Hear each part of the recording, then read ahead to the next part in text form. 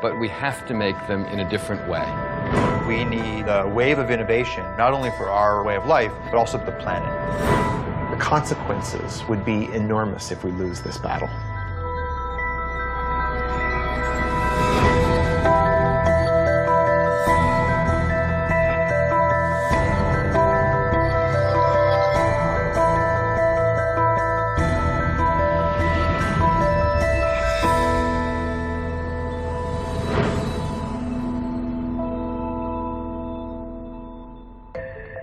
I'm Thomas Getz, executive editor at Wired magazine. At Wired, we look at the innovators and innovations that are changing our world. In the next hour, we'll see 3 stories from acclaimed filmmakers about the future of energy.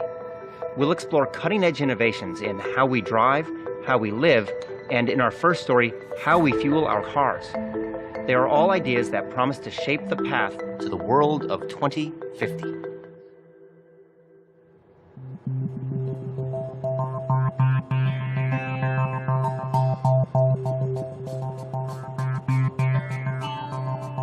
The world has right now close to 1 billion cars, and we might double the number of cars on the planet by 2050. So if we double the number of vehicles, we really increase the amount of fuel they consume, and that's going to have a big footprint in terms of our demand for resources to move all those vehicles around.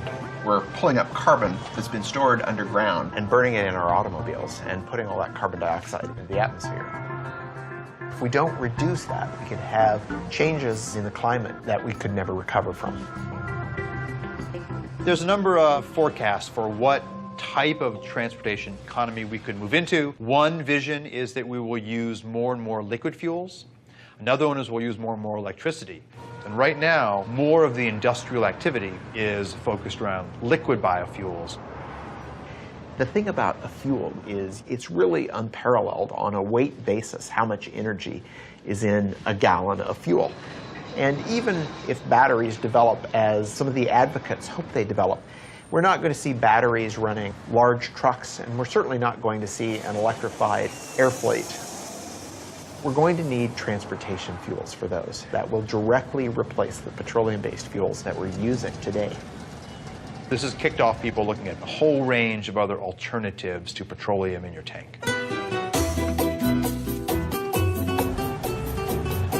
Commercial production of ethanol as fuel started in Brazil in 1975. When we started the ethanol program, nobody talked about reducing emissions. This was not an issue at that time.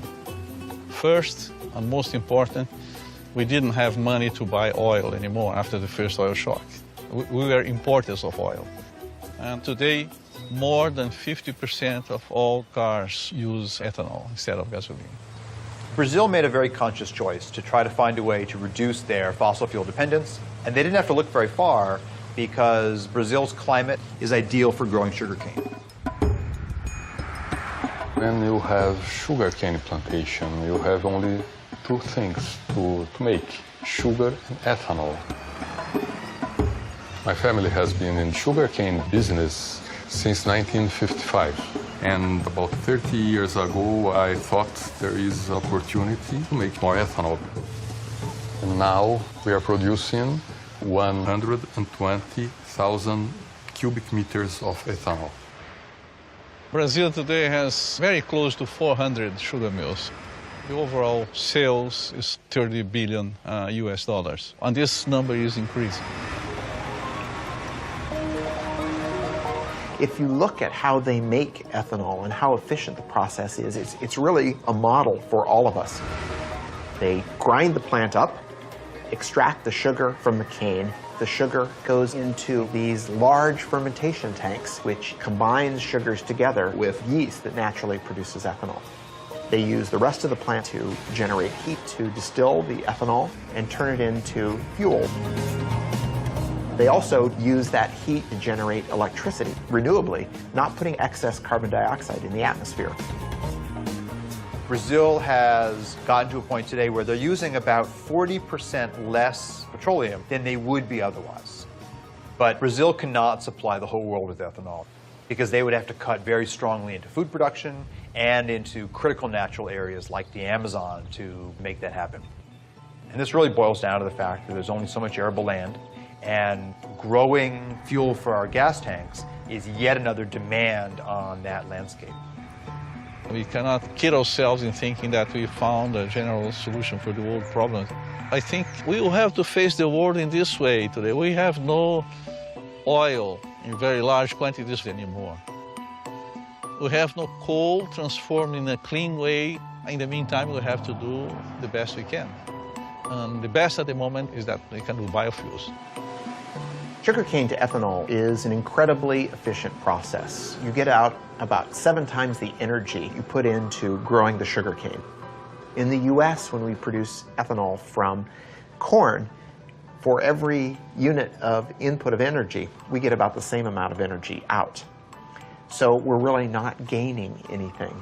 We need a better process. We don't have to take what nature's given us. We can actually engineer plants and yeast to be more efficient, and that's the basis for a lot of the work that we're doing now. What we need to look at, though, is which of the pathways that come out of this are not only good financially, but those that are also good in sustainability. And this equation is really wide open right now. We are in a race to develop fuels. The race isn't with other countries, the race is against time.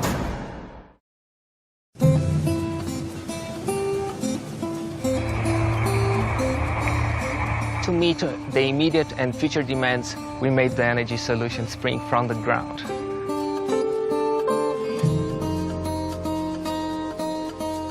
Brazil is the most efficient ethanol-producing country in the world. Sugarcane alcohol from Brazil can reduce the total carbon footprint by up to 70% compared with the gasoline.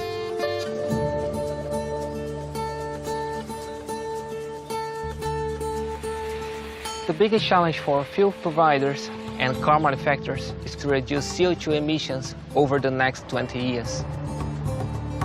Demand for mobility will continue to grow. We believe that biofuels are very important because they help in an immediate way. All forms of fuel are going to be needed. Hydrocarbons, natural gas, biofuels, all of them are going to be part of the energy mix for the future of transportation.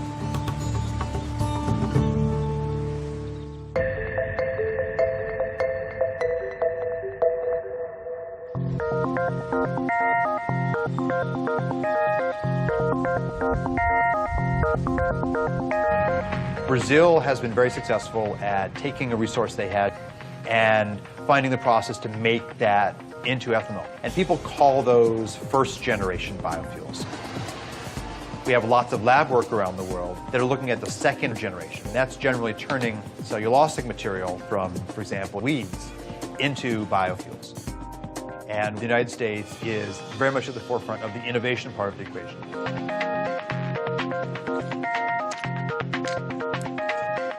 For centuries, we have been using yeast to consume glucose and produce wine and beer. We're trying to do something very similar, only we're engineering the yeast to consume that glucose and turn it into a fuel or a drug or chemical. We call this synthetic biology. And when I started in this area, many of my colleagues said, "Oh, Jay, this is great work, but where's the application? What are you going to do with these tools? Who cares?"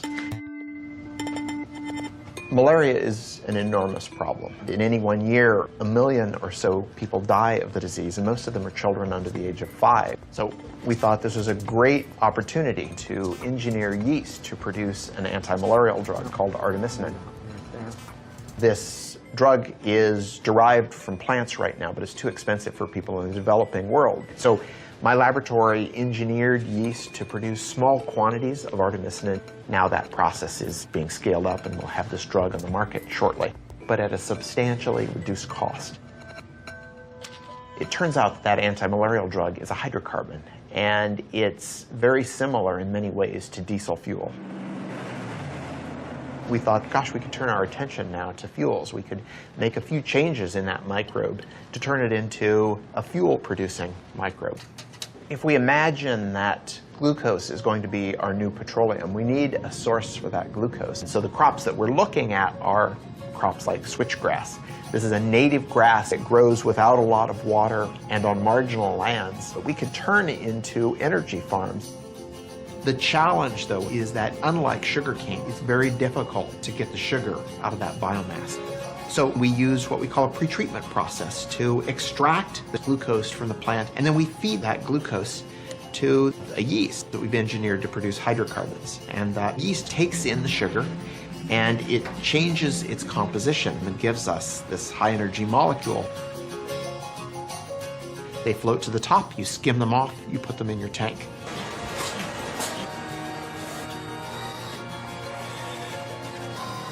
But it takes a lot of work to get from that small test tube all the way up into the million-gallon tank. So we have to give it time, but I think that some of the discoveries that are happening might be applied by the end of the decade.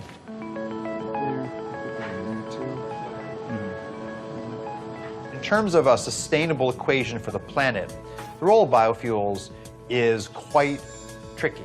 There are a variety of crops that do not compete directly with food, and finding ways to utilize those types of crops first, that's very attractive. So solving the science is part of the story, but then evaluating all of these new fuels in terms of the land use impacts that they could have, that is an even harder story than doing the good science. Imagine that you could have one process that could take in sunlight and carbon dioxide and turn it into fuel. And imagine if that didn't involve growing anything at all. The synthetic biologists are trying to take plants and make them do things that they wouldn't normally do. On the other hand, materials chemists like myself want to do artificial photosynthesis to improve on the process that nature does in real photosynthesis.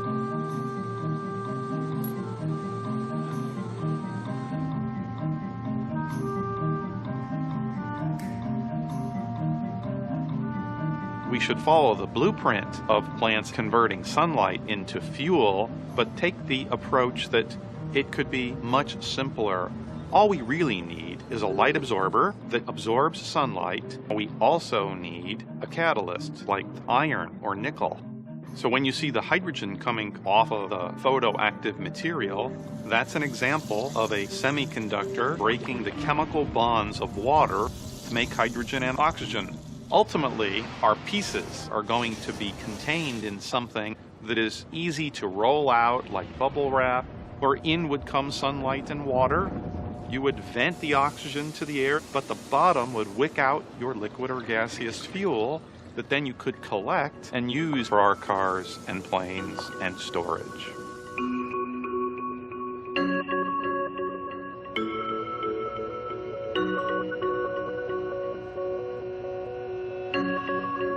Our goal is within 2 years to have the first artificial photosynthesis solar fuels generator that we can hold in our hands, and then get to scale beyond that time.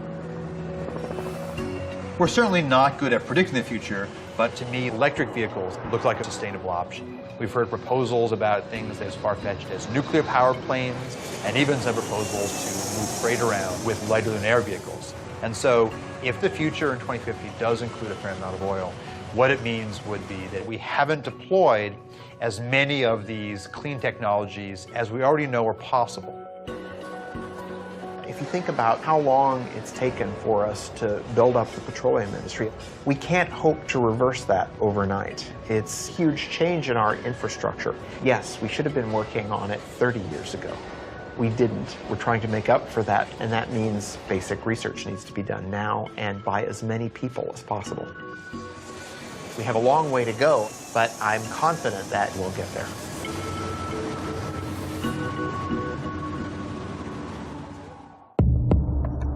In the future, 3D maps are going to help people get places more efficiently.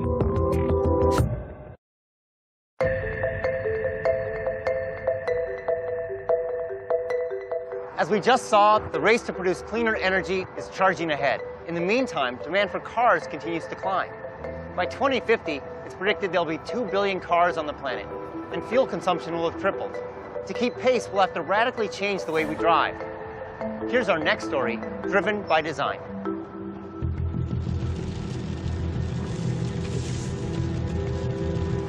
The automobile came around.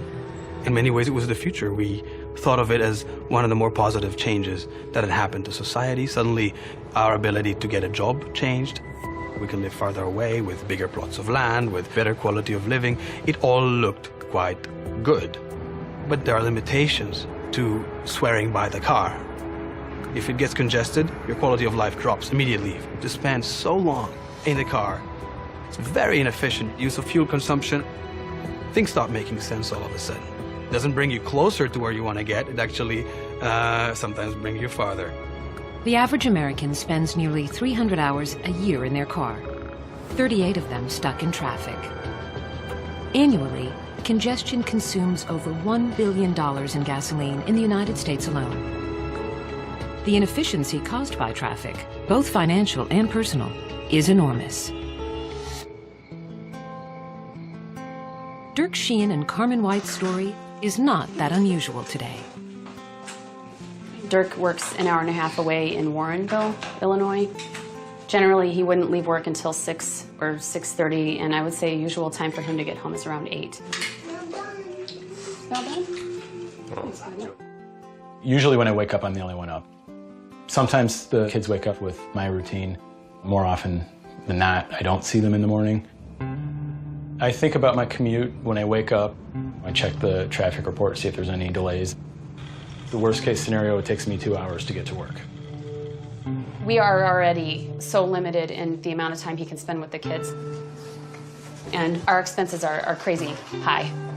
We are spending $400 a month on gas. It takes away from our food budget, and we never paid for gas like that before, ever. There's technology that would allow me to spend less time in the car, spend less money on gas, and spend more time at home. I'd be all for that. The cost of traffic is people's time, it's fuel wasted, it's an emotional toll, it's a frustration. Utilizing the roads more intelligently is a much more efficient approach to the inability to have supply keep up with traffic demand. If you took a satellite picture of the highway, you can see that there's actually a lot of open space. And if we had the technology for cars to drive more closely but safely, then you could increase the utilization of the road network. What this means is that to be more efficient, to use less fuel, we need to see the road differently. We need cars that can navigate through the urban landscape in a radically different way.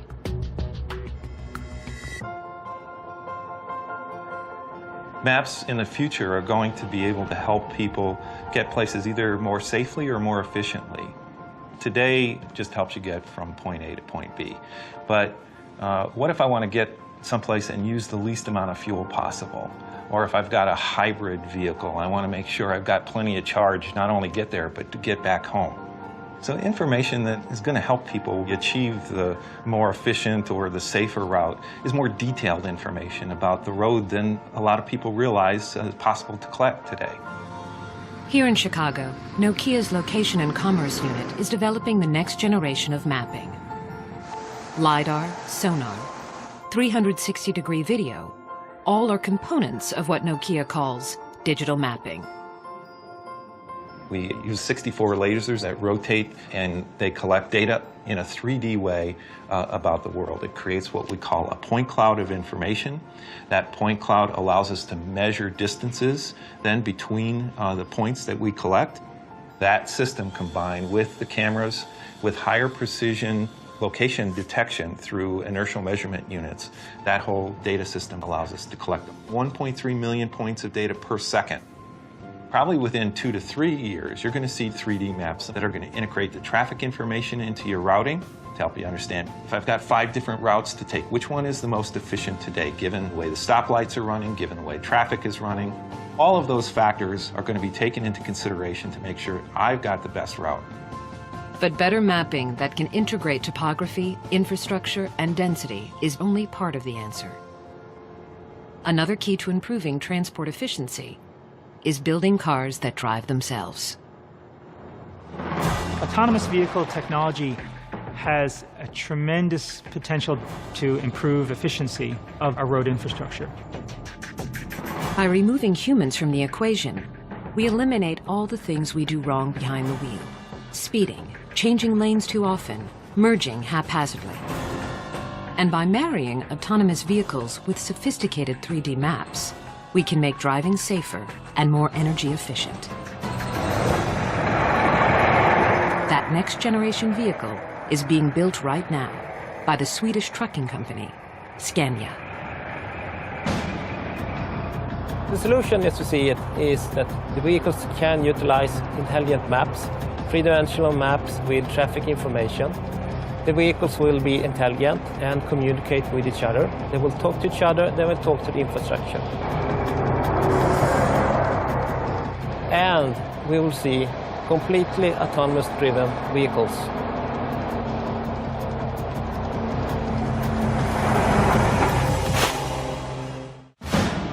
The goal was to have multiple robots and see if they could go 60 miles fully autonomously.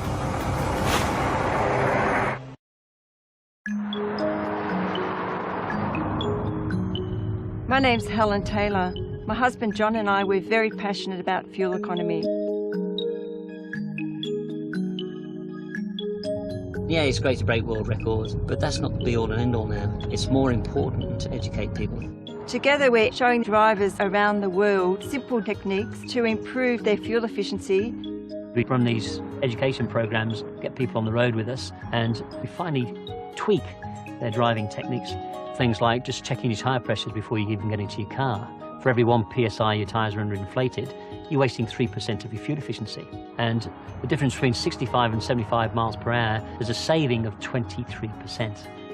When you talk to the general public, they're very surprised that an energy company like Shell is trying to educate people how to save money, how to reduce CO2 emissions. And here we have Shell sending us around the world to do that. You always hope when you're on this planet that you can make a real difference in people's lives. When you get emails from people saying, I've saved this amount of money this year, now I can put food on the table, then you know you are really making a difference.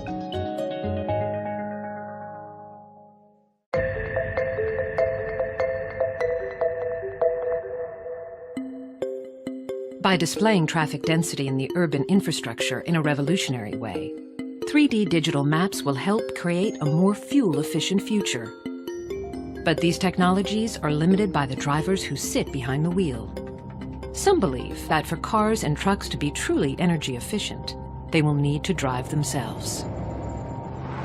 The technology is coming into play through sensors and capabilities for cars to drive autonomously.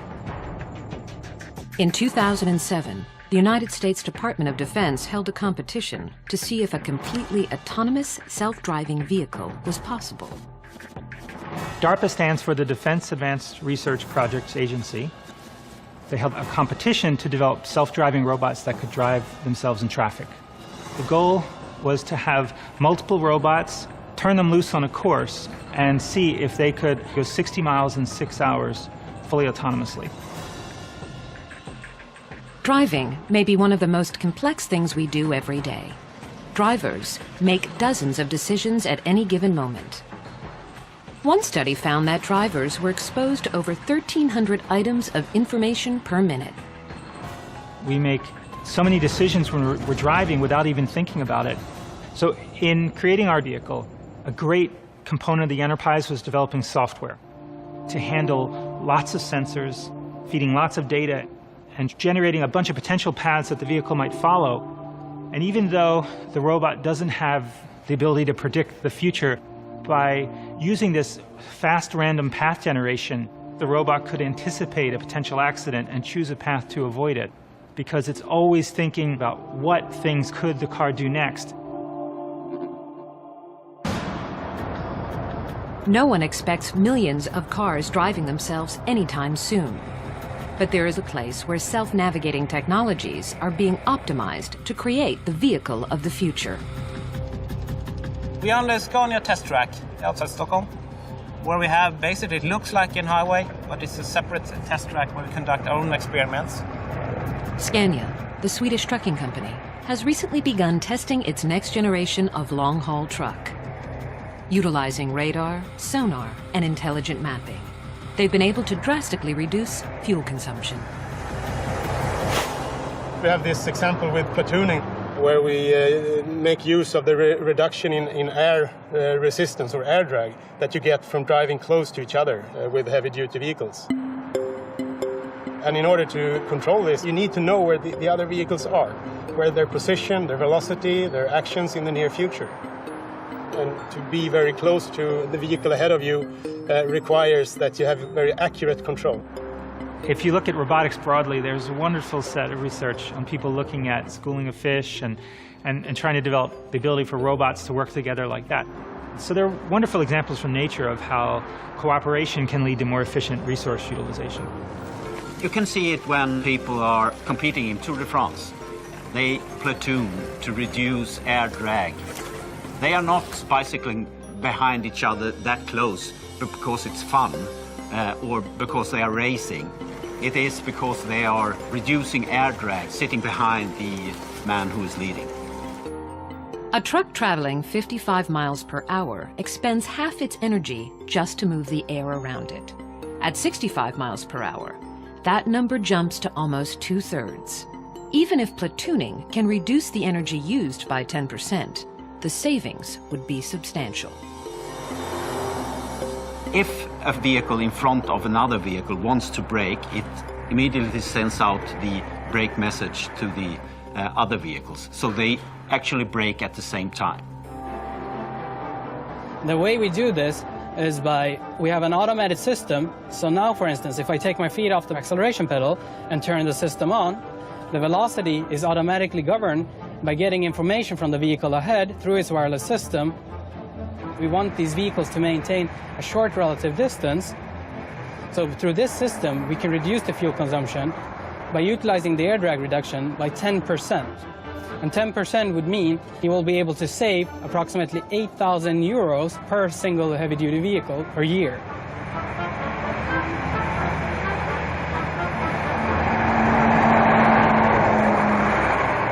It may be some time before autonomous vehicles make up the majority of cars on America's highways.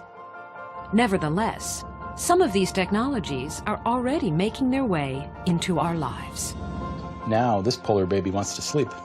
Do you get to pick out books every day, or is it just something I get to pick out books sometimes. Okay. When we look toward the future, the systems will absolutely make it safer and more efficient and less costly for you, and also make your life easier because you're spending less time on the roads. The city begins to talk, begins to tell you where is there congestion, what's going on in different areas of town. Suddenly, the car becomes a part of a much bigger ecosystem. We can look at how cars interact with other cars, how car interacts with infrastructure, and us, the drivers, can start to make smart decisions about how to move around. Suddenly, mobility becomes a whole other thing.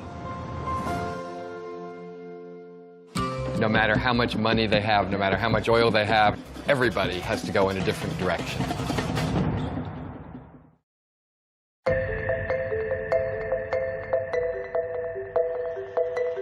We've seen that changing the way we drive can improve transportation efficiencies. But what if we change the way we build and live in our cities? That's the subject of our next story, Searching for Utopia. We'll travel to the United Arab Emirates and discover a city rising out of the desert. Let's take a look. From the beginning, we've dreamed of utopia. A place where we could live in harmony with each other and in balance with nature. Many have imagined it, tried to design it, but the dream always slipped away.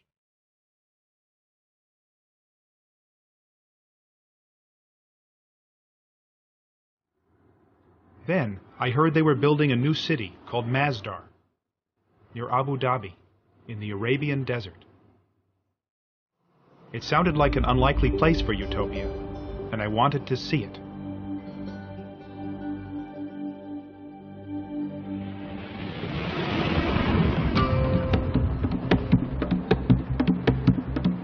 The last half century has been a pretty bad time for the making of cities, mostly. The natural tendency has been to accommodate to the automobile more than anything else. Try walking around Abu Dhabi. It's impossible. You have to take a car everywhere. Dubai, the same thing. They are among the least pedestrian-friendly places in the world. They are not green by any other measure either. And these are not easy things to fix. Masdar is still under construction, and it doesn't look like much from the highway. But they claim it's going to redefine the way cities are designed, built, and powered. Masdar City in Abu Dhabi will be the city of the future and the role model for the world. Once you see what they've envisioned for this utopian city, it's very impressive. It's carbon neutral, pedestrian friendly, and powered by renewable energies. But I do notice we're going to have to change our relationship with cars. Welcome to Masdar City. أهلا بكم في مدينة مصدر. We are driving in the bowels of Masdar City in an electric transportation system. It's slightly unnerving to sit in this for the first time. And where are we going? The first big move the architects at Foster & Partners made was to put all transportation underneath the city, leaving the streets of Masdar totally free of cars. The place reminded me of a medieval city, and actually, many design elements are adapted from ancient Arabic towns and villages. It's all about looking back into history to move forward. There's some very, very simple ideas that have a huge impact. This is a pedestrian zone, there's no cars here. This has enabled us to push our streets together to take the advantage of the shade, channel the cooling breezes through. The whole scale here is based on the human being, it's not based on the motor car. As soon as you lift up the pedestrian plane by 7 meters, you've suddenly captured this breeze. What you can see here in the balcony is we've got a modern interpretation of an ancient Arabic screen. What we must avoid is direct sunlight hitting any piece of glass. As soon as the sun hits the glass, the heat's transferred into the building and we have to use more energy to cool it down. Can this really make all that much of a difference? Yeah, absolutely. For example, downtown Abu Dhabi, 60-meter wide streets, black asphalt, mirrored, reflective buildings, no relief from the sun. On a day in September, the air temperature in both places was 39 degrees.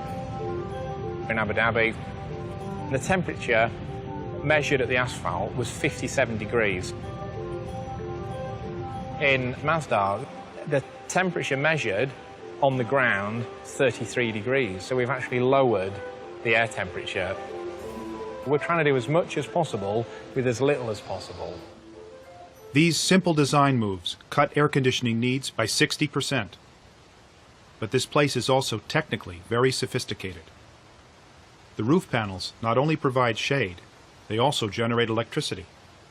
And the walls themselves are made of glass-reinforced concrete, literally sand taken from the desert. Everything here is geared towards maximizing energy efficiency. Masdar does represent a whole different value system. It represents an acknowledgement that eventually everybody has to go in a different kind of direction. No matter how much money they have, no matter how much oil they have, no matter anything else. All of the cities here in this part of the world have come out of nowhere. There was nothing here not so long ago, except small settlements in the desert. And then all of this oil and all of this money, and suddenly, wham, these cities started popping up. But they sprung up in a false love of a Western model that was already out of date. The model of the late 20th century automobile-based, energy-hogging city.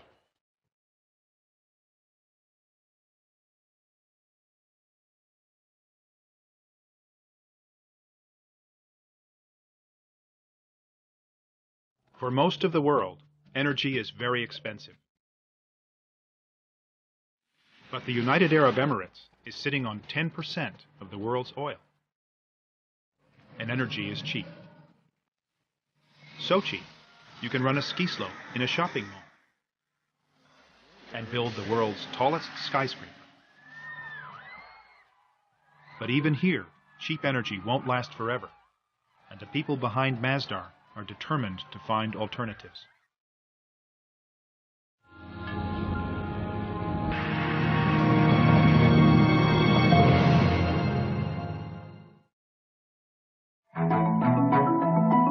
One of the most crucial aspects of our energy modelling and scenario quantification is how much energy in total is the world going to use in 2050.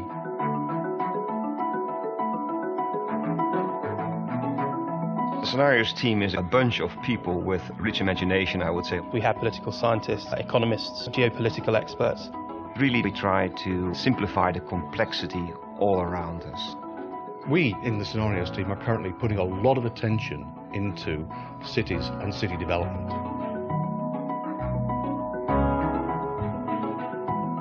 A lot of mega cities are going to be built in the coming decades. We're talking about the equivalent of a new city of 1 million people every week. That is an incredible demand. Most of the world's resources are consumed by the cities. What if we could offer a blueprint for a better city? Public transportation, information, energy. We understand demand will rise. We understand that current supplies will struggle to keep pace. So we have to, of course, find ways of bridging the gap between the demand and the supply. Decisions that we take now are going to have a major impact on decades to come.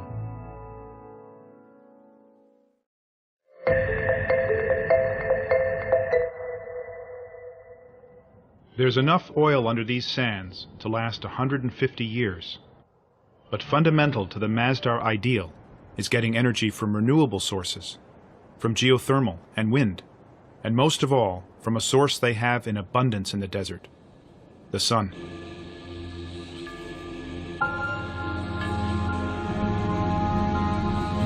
This field of solar panels makes more than enough electricity to run Masdar, and the excess power is sent to the Abu Dhabi grid. But silicon panels are expensive, and the price of solar power needs to drop if it's going to be competitive from Africa to Asia to Arizona.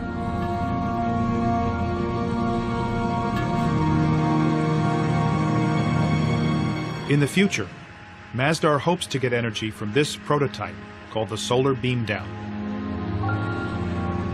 Using highly reflective mirrors, the solar beam down may generate power more cheaply and ecologically than silicon panels.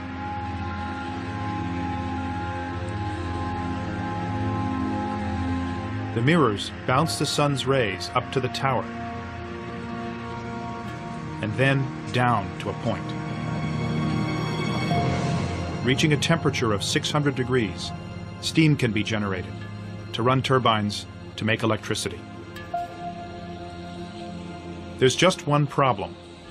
Neither of these solar technologies work at night. So Masdar needs to draw power from the grid when the sun goes down. And that power comes from natural gas. The reality is, it's just not yet possible to power Masdar entirely without fossil fuels.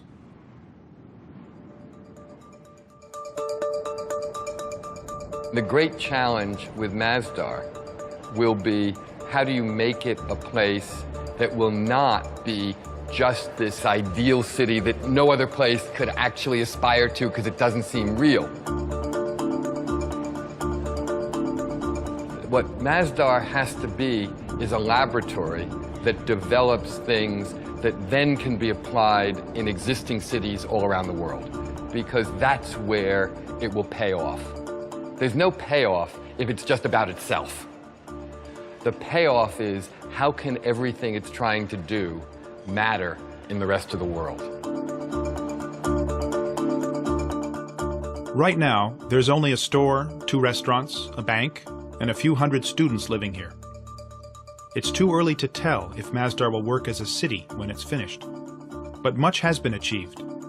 They are carbon neutral and largely powered by renewable energies. Solutions here won't work everywhere, though. Many cities are in cold climates, and cooling is not their energy problem.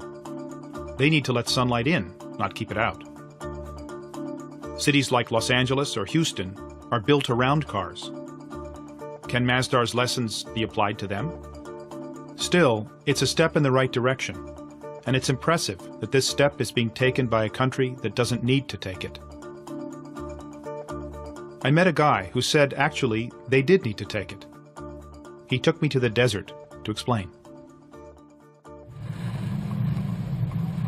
God says, وَعَرَضْنَا الْأَمَانَةَ عَلَى السَّمَاوَاتِ وَالْأَرْضِ وَالْجِبَالِ. God talks about man's place in the universe. That this world is a trust. And God offered this trust to the mountains, to the heavens, to the land, to earth. And all refused it, refused to take this trust. But man, being adventurous, a bit vain, maybe too ambitious, being man, accepted it. Now, accepting it, there is a responsibility.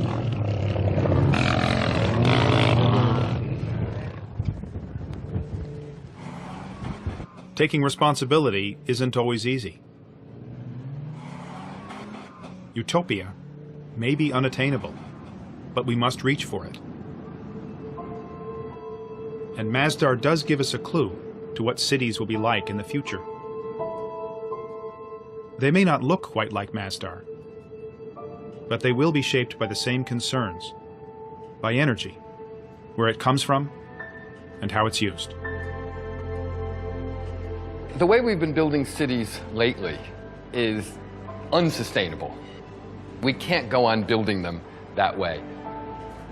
But to say that we can't build cities the way we have been building them doesn't mean we can't build cities in the future. In fact, we have to build cities. Cities are the essential statement of human civilization. So we will continue to make them.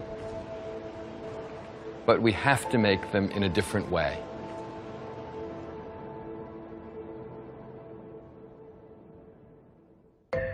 What we've seen is that the world of 2050 won't look drastically different from the world today. But the challenges of a growing population and increased energy use demand real solutions.